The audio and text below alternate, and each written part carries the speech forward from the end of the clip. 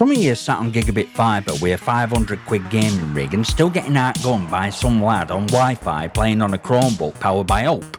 You lag, you rubber band, you scream bad netcode, when it's really your own setup crying for help. Let's take the lid off this mess. Alright, you lot. This is your no mercy multiplayer networking debrief. We're not blaming SVMM today. We're blaming you, your router, your ISP, your belief that ping is God and download speed is gospel. If you've ever raged about lag, itreg, desync, or getting shot around corners, it's time to learn why your games feel broken for you and silky for your mate down the street. Spoiler, it's not always devs. Sometimes it's digital binfire you call a connection. Let's start with kill switch for most of your online misery. Your router. That boxing corner that looks like a knockoff spaceship and hasn't been touched since day you opened broadband package. You trust your entire online experience to a piece of plastic that cost your ISP less than a fiver to manufacture. It's got processing power or a microwave and firmware or a toaster. ISP routers are landfill tier. They're built to survive long enough for you to stop complaining. No QoS, no traffic control, no packet prioritization. Second your housemate starts streaming 4K Netflix or updating 15 apps on their iPad, your gaming packets get kicked back at queue like a drunk at nightclub. And if you're on Wi-Fi, Jesus, you deserve every frame skip you get. You're playing a Twitch shooter through radio waves full of interference. Barbie monitors, smart fridges, walls, air. Wi-Fi gaming's like trying to win a Formula 1 race in a go-kart powered by Bluetooth. Want a really twist knife? Most of you don't even check your NAT type. You don't port forward. You don't separate traffic. You don't even restart your router after a thunderstorm. You just sit there blaming bad itreg while your packets fight for survival of a 2.4 GHz death channel. It's true. If you're serious about multiplayer, your router should be first investment, not your last. Ditch your ISP box, get a proper one, set up QoS, use a wired connection, or don't, and enjoy being shot behind walls for the rest of your digital life. You got Gigabit fibre? Cute. You got 900 down, 900 up? Lovely. You did a speed test and numbers made your ego tingle? Fantastic. But here's bit you refuse to hear. That means fuck all for gaming. Gaming's not about bandwidth. You're not downloading a 100 gigabyte file every second you pull trigger. Gaming's about latency, about how fast packets get there and back, not how many you can push through pipe. But most of you treat internet like it's bloody fire hose. Big numbers look good, eh? Good luck with that while your ISP routes you through 12 exchanges and a scrapyard in Manchester before hitting server. And don't forget classic, I pay for premium fibre. So does everyone else on your street. Congestion kills. During peak hours, your ISP slows the whole thing down. They oversell capacity, throttle certain services, and hope you're too dumb to notice. Even worse, some of you signed up for these so-called gamer packages. You fell for branding. You thought a neon green logo meant better ping. Reality check. It's just same fucking line with a different invoice. You're still in the same data queue with bloke watching 6 streams for ASMR toe cracking. Gigabit is great for downloading updates. Sure, it's sexy for Netflix, TikTok and streams. But for online gaming, it's like strapping a jet engine to a shopping trolley. Don't matter how fast it could go if wheels are square and roads on fire. So stop flexing your download speed like it makes you bulletproof. If you're lagging, it's probably not cause your connection's slow, it's cause root at server is crawling with traffic, and your ISP don't give a toss. Your mates on the same game, same platform, same time of day. They're dropping 20 bombs with zero lag while you're rubber banding like you're tethered to a fucking trampoline. What actual bollocks is going on? Simple. Different routing, different ISP, different result. You both might be in the same postcode, but your packets are taking 2 completely different journeys to the same server. One might get a direct line, minimal hops, smooth flow, barely any delay.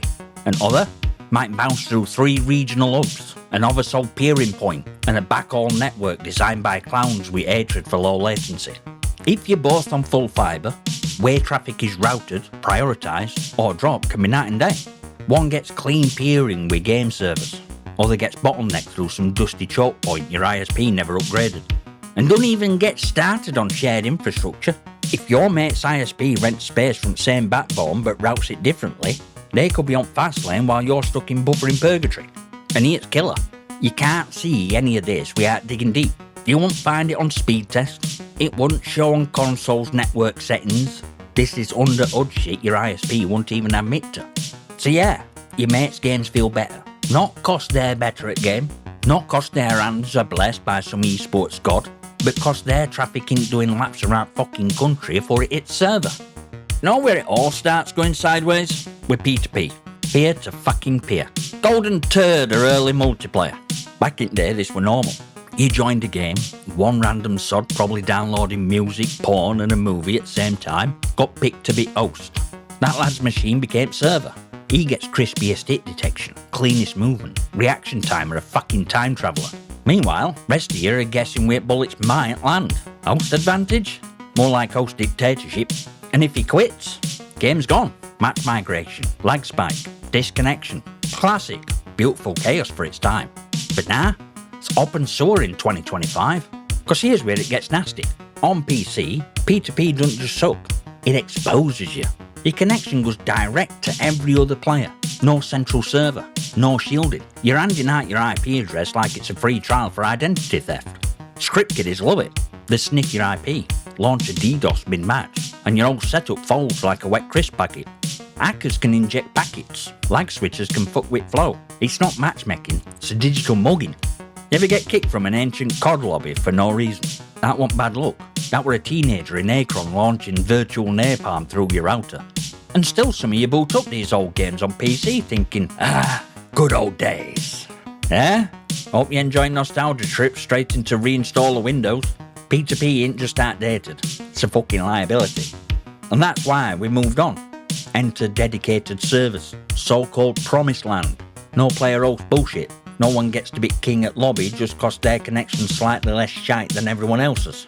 Instead, everyone connects to the same server, an actual machine in a data center, meant to handle your bullets, your positioning, your rage quit in real time. It's fairer, smoother, harder to exploit, no host migration, no sudden why did old lobby stutter moments 'cause someone's mum unplugged router to vacuum living room. But here's the part no one wants to hear. Just 'cause it's dedicated, don't mean it's divine. That server, it's sat somewhere in real world, in a rack, connected to internet just like you. And road between you and it, that's where it all goes tits up. If your ISP decides your traffic needs to go on scenic tour through 3 cities and a milkshake shop before reaching the server, guess what? You're lagging. Don't matter if it's a premium server in a carbon-cooled fortress. If your connection takes piss getting there, experience will still feel like it's sorted on a potato. So yeah, dedicated servers are better, objectively, but they're not magic. They're just less broken. Problem now, weakest link in game. It's you. Or more accurately, everything between you and that bloody server. And here's where dumb really kicks in. Ping. Most misunderstood, overhyped, overquoted stat in all of gaming. You lot throw it around like it's gospel. I got 30 ping bro, I should be dominating. No, you shouldn't. Because ping is partial truth, and latency is full fucking horror story. Ping just tells you how long it takes for one tiny packet to do a round trip. That's it. A snapshot. A polite handshake. But latency? That's messy, screaming pub crawl brawl version. It's what happens in between. All crap your connection goes through. Jitter, congestion, buffer block, drop packets, invisible landmines, ping don't measure. You can have 20 ms ping and still feel like you're playing in slow motion if your connection's spiking every second. You can have 100 megabits download and still rubber band like you're being dragged by a ghost if your ISP's routing is built on dreams and duct tape. And don't even start with, but speed test says my internet's fine. Of course it does, because you tested to a server 10 minutes down the road that's optimised for it. That's not your game server, that's a PR stunt. You're measuring ping to Greg's, not a fucking war zone. So stop quoting ping like it's holy scripture. If your game feels off, chances are it's not ping. It's latency, jitter, unstable, messy, pissed on path your data's taking. And only thing worse than lag is thinking you understand it, when all you've done is stare at one number and pretend it tells you the truth. And just when you think you've got it sussed, tick rate shows up and kicks you in the spine. This is heartbeat at server. Tick rate is how often game updates what happens. Every move, every bullet, every millisecond of sweaty panic. A 60Hz server updates 60 times a second. Sounds decent, right? Till you realise most pro level shooters run 120Hz or higher. Why? Because every extra tick makes your actions feel sharper. That's the difference between a headshot and a missed opportunity. Now COD, Battlefield, hell even some Battle Royales, they're all with 60Hz, if you're lucky. But when match gets intense, or they start cutting corners to save on server load, might as well be playing on a time delay. You shoot, server goes, not sure. Let me check. Then decides if your shot happened 3 ticks ago. Too late, you're dead. But it's spicy bit no one talks about. Tick rate don't mean jack if servers are fucking full. You think it's all skill-based matchmaking, right? No, sometimes it's server availability matchmaking. That's right. If 200,000 people are trying to play and servers can only handle 100,000 cleanly, you're getting yeeted across the digital globe. Not cause of your rank, not cause of your loadout, but cause that were only damn server with room. Welcome to Brazil. Now get sniped. And when you match to a server 3 time zones away, guess what? That 60Hz tick rate feels like 20. You start dying before you round corners. Bullets take a detour before they hit, and you sit there thinking, this game's broken. Nah, servers are just full and netcode's hanging on with duct tape and regret. Yeah, tick rate's vital, but so is server load. And if server's knackered from trying to fit in more players than it were built for, you don't get precision, you get sludge. Welcome to infuriating, invisible reality of modern gaming. Your connection experience depends more on corporate peering agreements and hidden infrastructure than alt you can actually control. Unless you switch providers, you're stuck watching your neighbour beam people out at Sky while you dive behind cover wondering if your PC's possessed. You spent thousands on your setup, RTX 5090, custom loop, 240Hz OLED, Gigabit fibre, gaming throne with lumbar massage settings. You've got dream rig, so why hell are you still getting clapped by some guy on a used PS4 and Aldi Wi-Fi? Cause no amount of hardware or bandwidth can fix shit routing and unstable connections. You've optimised your frames, but thing killing you ain't your PC. It's invisible mess between your machine and game server, congested ISP routes, packet loss spikes, peering points on live support. You can have a god tier rig and still get shafted by traffic bottlenecks outside your control. Even worse, some of you actually believe your other games running fine means this one must be broken. Apex works great, but Warzone's a joke. Now, different games use different servers, different routes, different protocols. What works for Fortnite might trip over in Battlefield. Just cause one connection path is clean, don't mean all of them are. And those so-called gamer-friendly ISPs don't make me laugh. You bought into that marketing like it came with free headshots. They slap Neon on website, call it lag-free fibre, and charge you more for the same infrastructure. You're not in a VIP lane, you're just in the same queue with a fancier app. You can buy a monster PC, you can brag about download speeds, but none of it matters if path to server is a pothole-riddled goat trail. Netcode ain't your enemy, your route to server is, and that beast rig is just watching you lag in 4K. So next time your bullets vanish into thin air, or you die before turning a corner, don't run to Twitter screaming fix your servers while your connection's doing fucking okey cokey through 3 time zones.